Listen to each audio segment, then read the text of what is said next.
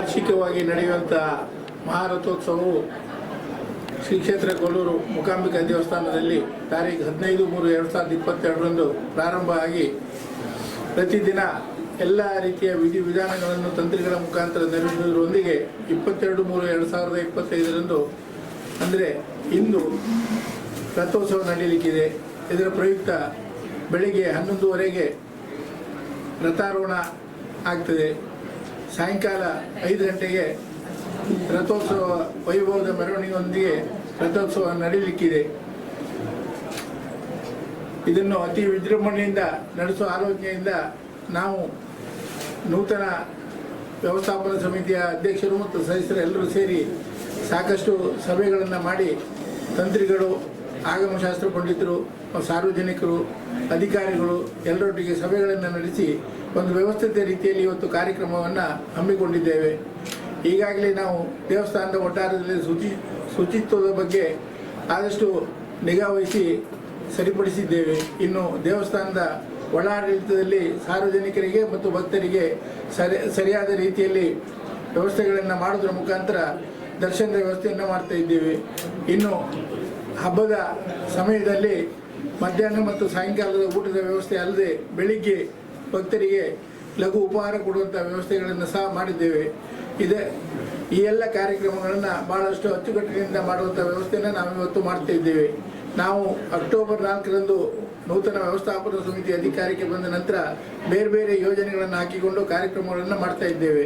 ಮುಂದಿನ ದಿನಗಳಲ್ಲಿ ಈಗ ನಾವೇನು ಹೇಳಲಿಕ್ಕೆ ಹೋಗುವುದಿಲ್ಲ. ಮುಂದಿನ ದಿನಗಳಲ್ಲಿ ಒಂದು ಉತ್ತಮ ಕಾರ್ಯಕ್ರಮಗಳಲ್ಲಿ ಇಲ್ಲಿ ಮಾಡುವ ಮುಖಾಂತರ ಇಡೀ ದೇಶದಿಂದ ಬರುವಂಥ ಭಕ್ತಾದಿಗಳು, ದೇಶ ವಿದೇಶಗಳಿಂದ ಬರುವಂಥ ಭಕ್ತಾದಿಗಳಿಗೆ ಅನುಕೂಲ ಕಲ್ಪಿಸಿಕೊಡುವಂಥ ಪ್ರಯತ್ನವನ್ನು ನಾವು ಮಾಡ್ತೀವಿ ಅನ್ನೋ ಮಾತನ್ನು ಈ ಸಂದರ್ಭದಲ್ಲಿ ಹೇಳಲಿಕ್ಕೆ ಬಯಸ್ತೇನೆ.